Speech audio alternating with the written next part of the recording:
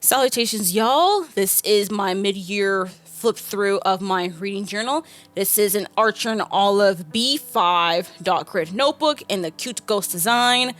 I've actually been going through this notebook kind of quickly, not gonna lie. This is just the little bit I have left now. Hopefully this notebook will last me till the end of the year. We shall see, but so far I think it's lasting. I like how it is looking in the binding here, so not too bad here. But anyways, let's just get right into it. Kind of like what I did, like my little nameplate here, the little holographicness. You know, it's a little title page here as well, with a quote from The Spirit Comes Through Water. All right, there's my index right here. Honestly, I don't think I'll have my index in my next reading journal. I don't think this is really necessary. Since I just do things in chronological order, this is just completely unnecessary. So I think next year I will make my book bracket like a whole spread instead of just a page. And so far, I do have the book covers right here. So right now, I'm just going by like the highest rated book in each month, and then they just battle out by like vibes and stuff. So yeah, and then we figure out the winner at the end of the year. But so far, everything on here is almost every book here is actually a 5-star. The only one that's not a 5-star that's in the book bracket is Chlorine by Jade Song. I think this is like a 4.5-star read, which is honestly fine. April was a mixture of a month anyway, so it's fine. It's fine. I actually kind of like how I did this spread a little bit, but the intentions, I like the amount of space it took. This, though, I'm not doing something like this ever again because, as you could tell, I had to put some, like, label paper here just to, like, cover up some book covers because what's even the point? I wasn't going to read some of these books, and each row here is, like, something relating to the kind of books I specifically wanted to read. Like, these 2 rows here are literally, like, new releases, and I've read some of them. I still haven't read The Memory of the Ogosi yet, Harmington Season or Dust Settles North, but at least these 2 I have arcs of. This one I do not have an arc of, so I need to read that though so I can finish out the series. I have DNF'd a couple of things, but then these other ones right here, these 3, which if you do not know what any of these ones are, you're gonna have to look at the setup video to know what those covers are because I honestly don't remember. And honestly, I don't even care. And then I have some series and some standalones, and there's just too many series that I was even interested in. At least I did finish the Burning Kingdoms trilogy, so that's nice. We'll see about the Ember Quartet and the Evil trilogy, though. But as far as my standalones, I do have at least a few I'm still interested in. We shall see if I actually get into them, though. All right, and then here's my series TBR. I've only completed 2 series. Well, actually, that's not true. Yeah, I did. I just picked the wrong series. These are just the series I've caught up in. And then I have these 2 series that I've finished, and then I have so many series that I like DNF'd, and I'm still trying to catch up into some other series, so we shall see. And I still have a little bit of room though for a few more series. I don't quite like how I did this part regarding the rating though. I don't know, we'll have to do something about this rating scale system thing in my next reading journal, which I am thinking about honestly how my next reading journal is going to look like, but right now this is pretty much fine. Oh yeah, the Reddit Fantasy Book Bingo for 2024 to 2025, almost at the board here. And this was my anticipated releases page. And honestly, I would never do a page like this ever again. So I just covered it all up and just labeled sticker paper. Next year, I will make it like a whole like spread here. So there's actually like room, maybe actually add like a couple book covers or something. I think I'm just going to do something a little bit different with the anticipated releases because it just I didn't like writing it out. And also I kept moving around where the covers are anyways because of the release dates kept changing. So yeah, I think next year I'm going to have to do this way differently. Maybe not putting too hard stone as to what the books are for each month since books, publishing, things move around, things happen. So yeah, but Wordathon is looking pretty nice. I still have 3 more books to go. We shall see, though. I'm kind of in a really weird reading slump right now. Actually, I'm in a major reading slump, so we shall see when I even get to those 3 books. And as far as my self-destruct TBR, half of them I've DNF'd. Yeah, it's not looking good on this self-destruct TBR right now. But hey, at least I'm getting through half of them, I guess, in a way. I still need to get back to Natural Beauty and The Parisian and then hopefully Vagabonds as well. We shall see. But as far as the 6 Expressed by 6 Friends, this has actually been so successful. I'm so grateful. And I'm really looking forward to next year's edition because I have read like half of these already for up to the midpoint of the year. And like I've really enjoyed all 3 of them. I'm currently reading Peach Blossom Spring. That was recommended to me by Gigi, so this one I'm very curious about, and then these 2 I'm getting audiobooks for them from my library, so very excited to get to these 2 pretty soon as well. Hopefully whenever I'm done with whenever I recover from my reading slump, because I want to get to these 3 books so badly. Alright, my books read versus books bought. My books bought is definitely looking very much minimal, and I'm very, very grateful for that. So loving how this is looking so far. Even my books read is looking pretty well. I actually really do like how I did this spread. Actually, I really like on how that I still have a lot of room, you know. But since I am reading less, maybe I can just combine the 2, books read versus books bought, honestly. Especially if I do end up buying books I've already read, or I am reading the books I have bought, you know. I think that's just nice, just like keep it all in there together. But this is actually pretty solid so far, though. So honestly, not even mad about it. Yeah, my physical TBR, y'all, it has been dwindling. Honestly, my TBR has started off at like 81 books, and then went down to 69, and now it's around 59. We'll see about quarters 3 and 4 how that all goes, but I am actually quite satisfied in how I'm getting through my physical TBR. Granted, though, a lot of it, though, are just unhauled, whether I DNF'd them and unhauled them, or I've just left them unread. As you can tell here, there's some unread. There's definitely some that I have just straight up DNF'd and I'm unhauling. But I have read a few that I'm keeping that I've read, so that's at least is a good sign. We shall see, though, what it looks like by the end of the year, though. And then my arcs is getting bigger, but I am reading a little bit more of them. It's just with my reading slip, I've just basically pumped the brakes. And yes, I got approved of another arc. So, yeah. I need to print the book cover for that, which I'll do later. But yeah, honestly, I just had a few DNFs. I've definitely read most of these already, and I just have so much, though, that I have not read that I need to get to. So that's the hope, that's the goal. And then this is my buddy read spread, which honestly for next year, I'm going to have to redo a spread like this, because I do like buddy reading, but I need to like make it look better, you know what I mean? But I do like just having like a little bit of notes as far as like people and what they thought about the books that we buddy read so far, whether we finished the books or not.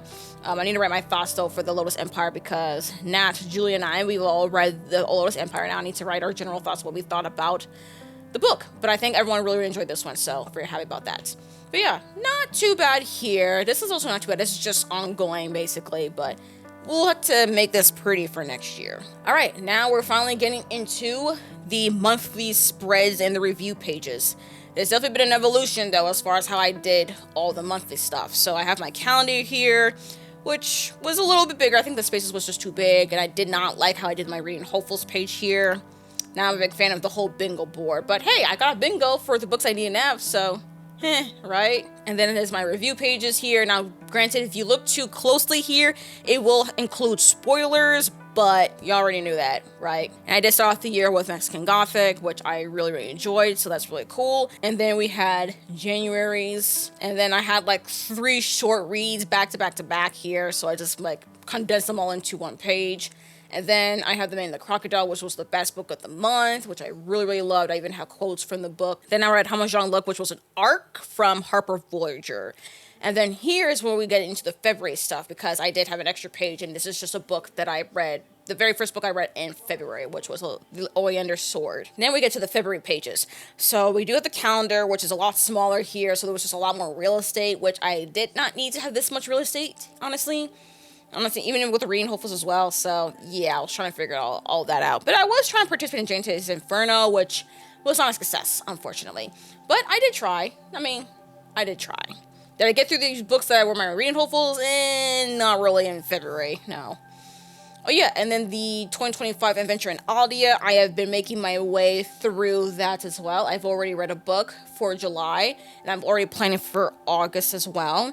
And I do like that I include the map and then also some details as far as where I'm going in the path right now. But yeah, I'm actually quite satisfied, honestly, with how the spread looks. So looking forward to do something like this again for next year. Now, I will say I do regret not having enough space for Modern Divination and Sister Snake. I didn't want it to be half a page. I think next time I'll just like not pre-plan how much space each book is gonna have for like the review, because I wanted more thoughts for both of these books. And then these 2 books needed less space. I didn't have as many thoughts for these 2, so yeah. Oh well, you live and learn. And then I read A Princess in Theory, which was recommended to me. The Potency of Ungovernable Impulses was an arc from Tor.com.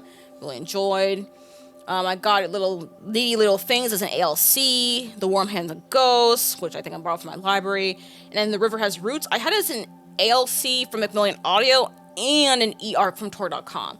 I didn't quite finish my review, but I just didn't have much else to write, so I just kind of like put more decoration here, so yeah, this was definitely one I did not need as much space, but I didn't want to just have an extra space for a review. So gotta fill up with some decoration, I guess. And then I had like the monthly stats pages. I might as well just call this like the winter stats. Honestly, this is for the winter months.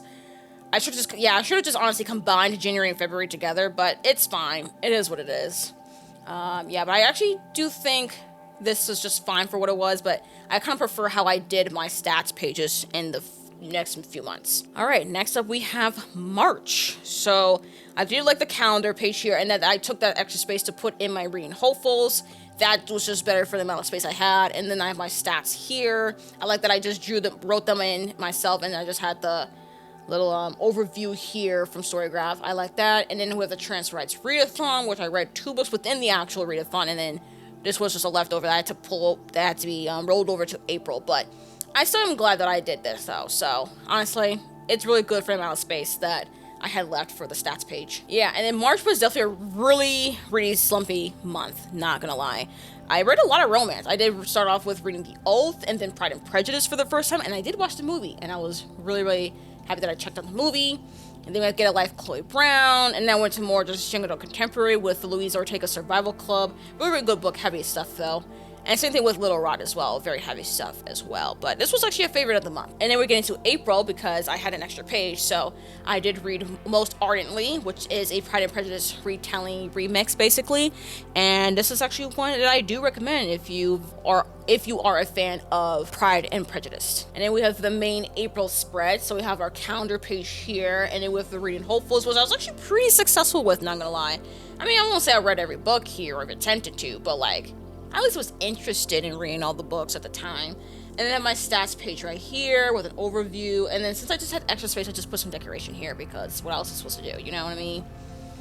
And then I had the Magical Readathon. This was ideally the character and the career I was doing, just being a mind mender. But this page really did not go so well.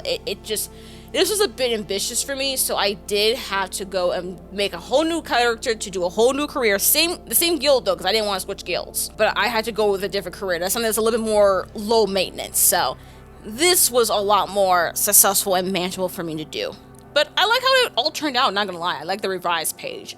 And then we have the Reddit Fantasy Book Bingo for 2025 to 2026. I'm not making much progress here. I'm just reading less fantasy this time around, so I don't know if I'm even going to make a bingo this year. We shall see, but I do have until March 31st of next year to get through this bingo, so we shall see how this all goes. And then I read Don't Sleep with the Dead, which I got as an e-arc from Tor.com and as an ALC from Macmillan Audio. Then I read Beautiful World, Where Are You by Sally Rooney. Very surprised on how much I even enjoy this one, not gonna lie. And I'm curious to read more by her. And then I read Chlorine, which was the best book of the month at the time. I'm really looking forward to Jade Song's next book that's actually coming out next year, so keep your eyes out for Jade Song. And then I read Take a Hint, Danny Brown. Really enjoyed that one. And then A Drop of Corruption was a pretty disappointing book. I got it as an e-arc actually from the publisher, and I was very upset that I did not enjoy this one. So yeah, not happy about this one. And then we have Samadina by Akweke Emezi. This was actually starting with May. This was the very first book I read in May. I think I actually read it in May, finished reading it in May 1st actually. So yeah, I had an extra page from April, so we gotta put the first review for May. And then here's actually the May spread. I really am glad that I did a quote page here because I really love the quote from Past Lives. In case you wanna know, you're not really looking at the screen, you just wanna hear what it says. It says, there is a word in Korean, Inyon. It means providence or fate, but it's specifically about relationships between people. I think it comes from Buddhism and reincarnation. It's an inyon if two strangers even walk by each other in the street and their clothes accidentally brush, because it means there must have been something between them in their past lives. If two people get married, they say it's because there have been 8,000 layers of inyon over 8,000 lifetimes. I love this quote so much, and it's so important to the movie Past Lives, which honestly, if you have not watched Past Lives, I highly recommend. Please check out Past Lives. Like, that was so good. And then here's the calendar page right here, and then I have my reading hopefuls, which at the time I was kind of successful-ish. I mean, there was attempts here, okay? With my reading hopefuls, attempts were made. That's the important thing. Okay, these are hopefuls, not a straight TBR, you know what I mean? And it is my Asian readathon TBR with all the movies or the inspiration for each of the books I have on for each prompt. Oh yeah, I have the prompts right here. And then these are the movies that inspired previous renditions of the Asian Readathon. And I actually have watched every single one of these movies. I actually was supposed to write something here. Oh well, it's too late now. I don't feel like writing anything there. But yeah, I did watch every single one of these movies. And so far, out of the 3 here, Past Lives is my favorite, with Everything Everywhere All at Once as a close second. Oh yeah, and this is for the Goober Readathon spread. Not the most successful, at least as much as I would like to, but I did like that at least I tried, so.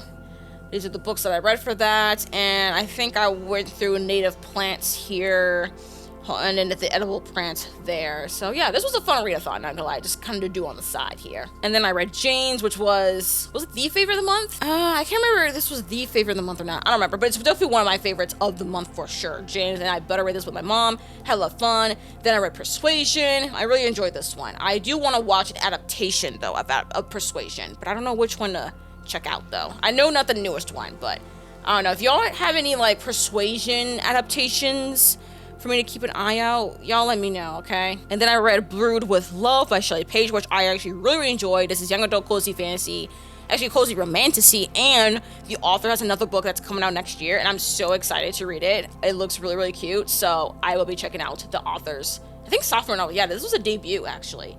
So really happy that I got to check this book out.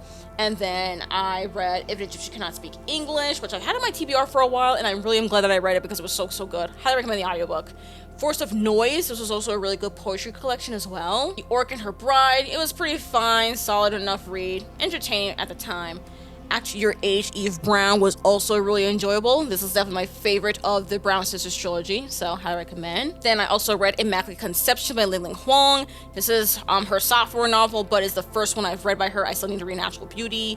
Got as an e-arc from Dutton. Then, of course, I read The Lotus Empire, which I read with Nat and Julie. We all really enjoyed this conclusion. We would just all love this series, so highly recommend if you have not read this trilogy yet. And then I ended with a month with The Favorites by Elaine Fargo. This was a very, very messy, but also like kind of like somewhat fun, at least in a way, reading experience of me reading The Favorites. It was just really, really fun. I really liked this one, not gonna lie. Wuthering Heights reimagining of some sort, so yeah, one I definitely recommend. And then Minor Detail. I'm actually really glad I got a chance to read this one. I was just hesitant to read it because of the subject matter, but honestly, it was a pretty solid read. I do recommend it if you have not checked it out already. And then we have the stats for May.